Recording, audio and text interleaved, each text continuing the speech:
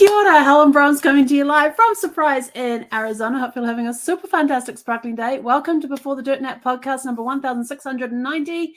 Unexpected good stuff on St. Patrick's Day of all days. So I've got my little Irish Bucky's, I don't know if you guys can see this, Bucky's t-shirt on. Yeah, good as gold. Got that years ago. I put it on this morning, it just went, and I'm like, this is really big on me. But it was a very soft t-shirt. I bought it 2020 when I was driving across the I-10. So I've had it for 4 years and it's very comfortable, but now it's very big. It's big on me, which is awesome. But anyway, so I hope you're having a super fantastic sparkling St. Paddy's Day.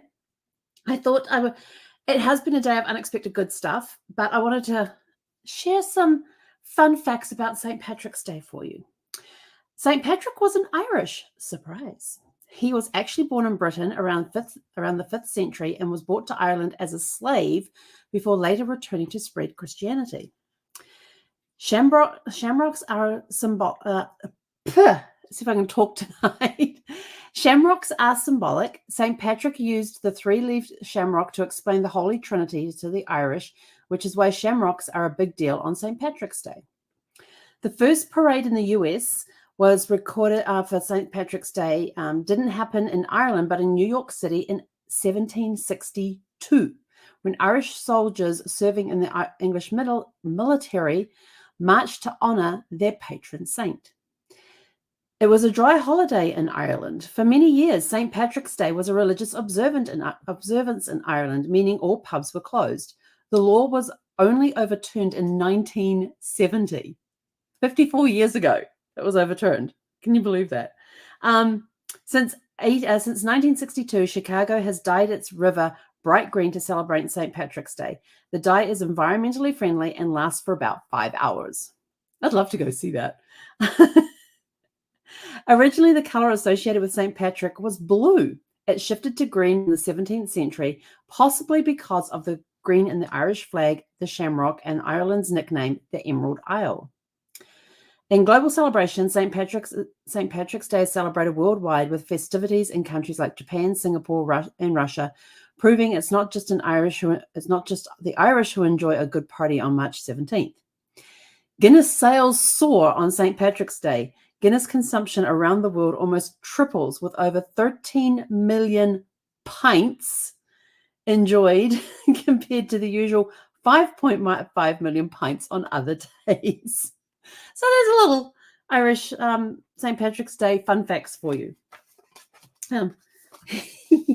It's been a great Irish. It's been a really cool day. So what happened today that was unexpected? Well, first of all, I hopped on the computer because I'm doing a 30-day challenge, as you all know, because I mentioned it. It's scrolling across the bottom of the screen, where I send out private messages to people asking them if they will support us in our new store and purchase the Gratitude and Coffee Journal.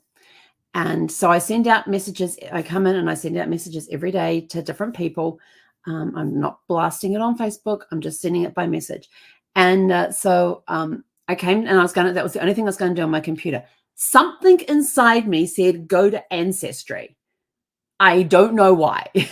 that little voice that comes down here said, go on Ancestry. So I went on Ancestry and I had a new message. And I thought, well, this is cool. Actually, I had 2 new messages there. So the first one was from somebody who saw that I had a certain person in my tree that was also in her tree, and trying to figure out the connections and everything else.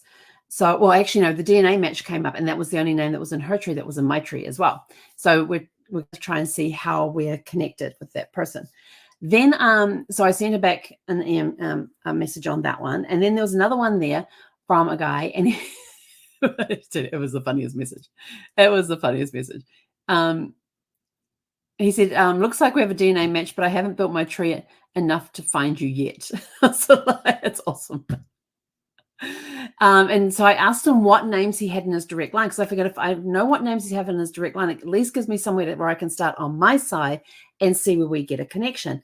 And so I sent him back out that question. He sent me over the names. He says, if you don't have any of those names in your tree, then we might be genetically related in some unknown, illegitimate way. So that got me started. And so the first one, I did a little bit of research on that, and I'm waiting to hear back from her for more, simply because I need more information. Because of the time period we're talking about, the person that she pointed out was my fourth great grandmother, is on my paternal side. And so she wanted to know more about that. And she got stuck on her third great grandfather on her dad's side. And so all I've got is that this is her third great grandfather's name, who married her third great grandmother, and where they got married and what year they got married. And she said that she noticed this person in my tree that was born in 1790. This is how far back we've gone on this one, in the same area. And it seems like a coincidence because they share the last name. Her third great grandfather and my fourth great grandmother share the same last name. So we're going backwards. So I've sent her off another message, just waiting to hear back because I need a little more information before I can go looking on that one. The other guy, who doesn't know, so he sent me his list of names. I went through, I found 2 of the last names in my tree and a possible third, because the third was spelt differently. One had a T, one did not have the T. It could be the same name because his spelling is what? Hang on, which one was it? With the T was first and the T later got dropped. But some part of the family did carry on with the T. I think that's how that part worked out. So yeah. So I start looking, I start digging, I've got my pen and paper. I've got a mess on if you could see my desk, it's a mess. There's paper all over the place, all from this research that I'm doing. And so I said, well, let me see what I've got. And so I'm typing in the last names and I'm going, wow, I've actually got 17 people of that last name in the tree. So pulled up all that information. And I have a lot of mini trees within my main tree. What a mini tree is that it has a connection to the main tree, but it's just not linked up yet because I don't know where that piece of the puzzle fits in. So you know how when you've got that piece of jigsaw puzzle and you know kind of the area where it goes, but you can't find that exact spot? That's what my mini trees are like on my main tree. So I have these little floating mini trees. And of course, all the information that I had on the names that he gave me, especially on the 2 strongest ones, were in these mini trees. And so I gave him, like, this is the information that I have. And I even set up the front. I said, this has not been verified. That's information I've gathered along the way. I'm not exactly sure where it fits into my tree or how it fits in. I know kind of how it fits into the tree. I just got to find that link to actually make it fit. And so I said, so the information has not yet been verified. And so some of the children's names may be missing. There may be more children than there actually was. Siblings could be missing as well. So this is what I've got. So I'm waiting to hear back from him on that one. And so that was really cool. But while I'm working on that, my doorbell this morning rang, and I thought, oh, and I actually had the door open, and Zeffie's bed was there, and Zeffie's out there, and she starts, how can I get all excited because there's somebody at the door? Like, what's going on? And then the doorbell rang, and I went, oh, we have visitors, okay. And it was this little boy. There was a boy standing out there with his dad standing behind him. And what was really cool is that the boy's standing there with this black binder in his hand, and his dad's standing a few feet behind him. Enough room to give him space to do what he needs to do, but close enough that if needed, he could help out. And so that was kind of cool. And I have like a 8 to 10 foot deep front porch, and that doesn't include the alcove for the front door. And so he introduced himself very well, and he starts on his little sales pitch there. And basically he was a budding artist and entrepreneur. And what he was doing is that he was going out and he was going door to door today, and he was selling prints of his artwork. And he had large pieces for $10 and a small piece for $5. And most of the proceeds were going to go to charity, to a local charity. And I thought that was really cool. And he would stumble over things or forget things, and he'd sort of like turn over his shoulder, make sure Dad was there. And either Dad would wait and then give him the prompt to carry on, or it was just a look over the shoulder, say, am I doing okay type of look. This kid was nervous, and he actually did a really good job. I told him I said, that was really good. And he's sort of like, thank you. And it just a great, great kid. So I asked to see his artwork, and I had to put the belt leash on so I could take Zeffie out with me. Otherwise she would have kicked up a performance. And she quietly stood there while we went through his little portfolio there and saw his pictures and stuff. And they were actually really good. And so I got a couple of pieces. I'm going to show you. So this, but what was really, really funny is that after I had given him the cash for the pictures, I looked at the pictures and I went, these aren't signed. And he looks at me and says, and he goes, what? And he goes, and he sort of looks puzzled. I said, every artist always signs their work. And he was like, oh, I says, hang on. And so I came inside and I grabbed I've got a pile of Sharpies over there. So I grabbed one of the Sharpies and took it back out to him and he signed it. And when he finished signing it, I turned around and says, now you hang on to that Sharpie. I said, you can take that with you because if you sell any other, when you sell other pieces today and people want them to sign, you'll be able to sign them for them. And he's like, oh, he says, I'll bring it back when I'm finished. I says, no, it's yours to keep. I don't need it back. I said, I've got a pile of them in there. And it's like, and he was so appreciative of that. But these are the pieces that I got. So this is the large piece. This is his iguana. So that's his iguana. And then this is his abstract bird, which I thought was I really liked this one. I love the iguana one too, but I liked this one as well. And he has a couple of Easter ones in there too, but I like the abstract bird. I think that's really cool. So I was, I came, and after after they left in that, I was just super excited because I got to help a young entrepreneur on his journey, a little budding artist, and I liked his artwork. So that was, oh, I didn't realize this. He's got little smiley faces. But you can see here he's written his name. So I got him to sign on both of them. And we told him, I said, you got to sign it down in the bottom corner, in the bottom right-hand corner over there. And so his dad held the portfolio so he had something to lean on, and why he wrote his name on there. And I thought that was kind of cool. And I looked at it and I thought, it's actually written. It's cursive. I thought, they teach it. Are they teaching cursive in school again? That would be cool. But he wrote it in cursive. I thought that was really, really cool. So so he had some great artwork in there, and those were the pieces that I liked. So I bought them, and felt really good to help a young entrepreneur and send him on his way. And he was such a sweet kid. And the father said, oh, we just live a couple of doors down. So I think I know the house that they're in, one of the houses that they're in. So, yeah. So, but it was just really cool to be able to help a local kid who's looking at raising money and found a really cool way to do it. So, if you have kids come knocking on your door and they're being entrepreneurs or something, then help them out. Although I did have a couple of rude teenagers come one time, and they rang the doorbell, and then they're banging on the screen door, because I have a metal security door out there, and so they rang the bell, and I yelled out I was coming, and then they start banging on the metal door, and I'm like, you don't need to do that. And they were just like, yeah, we're selling this. Do you want to buy some? I'm like, no.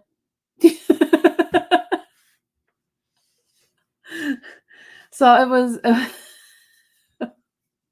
They were abrupt. They were rude. They didn't even take time to give a pitch or anything. This is what we're selling. Do you want some?